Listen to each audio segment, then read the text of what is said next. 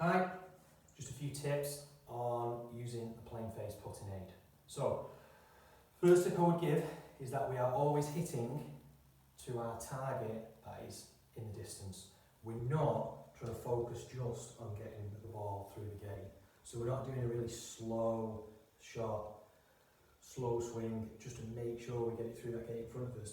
We need to make sure we're reaching the spot in the target. And we're just using that for reference to see if we've started it on the right line.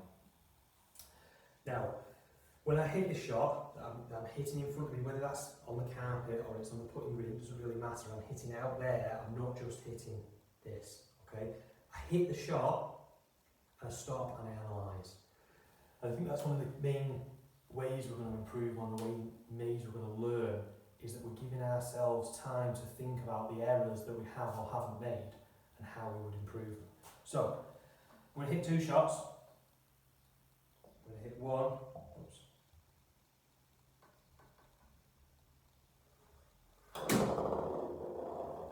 Come out with it straight away. Not really thought about what I'm doing. I've moved a lot. Probably frustrated. No, I've not got it through. Or I've missed another one. Or I want to try and be slow. Think about what I'm doing.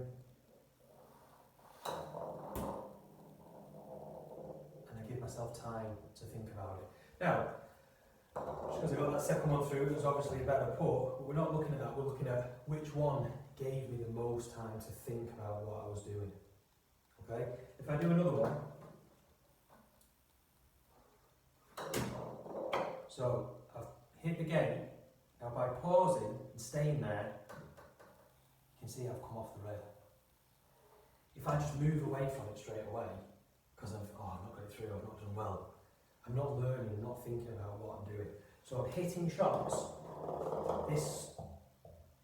I'm going to say slowly now, but I'm still hitting them purposefully. And I'm just thinking about what I'm going to do. And I'm thinking at the end of the shot, did I achieve what I wanted to achieve? And that's how I want to learn, that's how I want to get better. So, hit the shot. Why did I miss? My path was good, I'm on both rails, so obviously my face angle is now closed. Now I know, for the first time, why I've missed that foot. Because my face was closed, and I can work on that in the future. If I'm just walking away from it straight away, or I get on and I go, oh, that's good, look at all this repetition I'm doing here. I'm not thinking about anything. You know, I'm not going to improve that way. I'm going to improve by being deliberate and giving my brain time to realise what I might do. So I'd hit the putt, and I'd correct myself. That's where I need to be. So I'll try again. Oh, a little bit better. Need to feel my hands there. Hit the shot again. That's the one. That's the one I need to feel. I need to be that slow, and I need to be that deliberate. Another tip maybe at the start, especially if you're a beginner, is I might start off maybe a week or so until I feel confident that I'm staying on the rails the majority of the time, is that I would take the gate off. Okay? You don't want to make stuff too hard for yourself, in that you can't stay on the rail, you can't get through the gate. Take it off. One of the reasons, other than folding it down, we designed it like this, is we can practice on one thing at a time if we want to, or we can practice on it all at the same time. It's going to depend on your skill level. It's going to depend on how confident you are. It's going to depend on what you want to work on that day. So, if you need to take it off at the start, focus just on the rails, keeping both shaft on both rails. That's really important. We don't want to come off one of them if we can help it. We want to stay on both of them. That's going to give us, maintain our line angle, give us our plane. Another way we could try and increase the awareness of what we're doing is to hit some putts with our eyes closed. Now it's going to be very difficult to get it through the gate like this. I'm going to give it a go. But by closing your eyes, you just increase the awareness of your other senses that little bit. And you might suddenly think, that's what I need to feel in order to do this. So, I'm trying to show. Obviously, I don't know what part of the gate I hit because my eyes were closed, but nevertheless, I could see that my path was still good, the plane was still good, because I'm on both rails.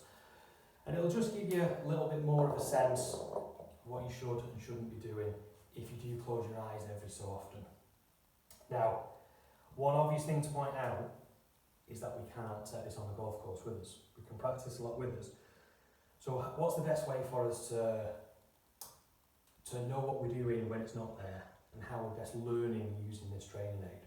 Now, analogy when I was teaching I always used to come up with was that, how do we normally go about learning a speech?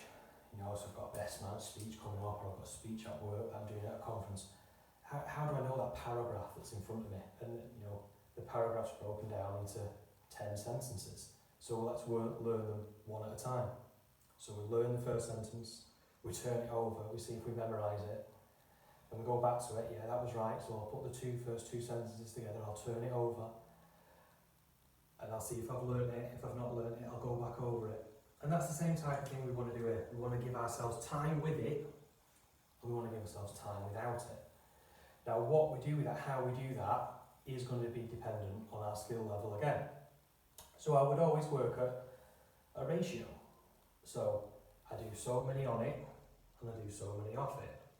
So many on it, so many off it. As I get better, I lower the amount of time that I'm on it, and I increase the amount of time that I'm off it. So let's say at the start, got 10 balls, I hit 8 of them on it, I'm going to hit 2 of them off it. Does it feel the same when I go back on it for the next 8? Do I get better results on the 2? That's going to be another bit of feedback, isn't it? If I feel very confident that I'm doing the same thing, let's give ourselves less reminders. So let's go 7 and 3. 7 and 3, 7 and 3. I feel confident with that. Let's go make it harder again. Let's go 6.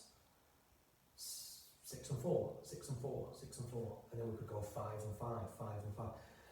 Probably won't go much less than that. Probably always want to do the same on. But rather than 5 and 5, if we're then getting hard, let's do 4 and 4. So although it's still a 50% ratio, I'm giving myself less reminders compared to the amount of time I'm doing without. So I'm making it more difficult all the time. If you have any other ways that you think are better, or other ways for people to practice, feel free to comment below. With that 8 and 2 and 7 and 3, I'd use that in a lot of your other parts of the game as well that you're working on. So if you're working on connection, you've got glove under your arm, let's say, we're doing something like that. I'd do the same type of thing. So in that instance, you know, for example, I'd hit 7 with it, 3 without it, 7 with it, 3 without it. Does it fall out on the 3? It's the same, exactly the same principle as we're doing with this. Okay, hopefully that might help. Little tips in your full swing when you're practicing as well. But if you've got any other techniques you found useful, either when you used it or used a similar thing, please feel free to comment below. You can follow us on Instagram, Facebook and Twitter. Stay up with some of our latest videos and offers.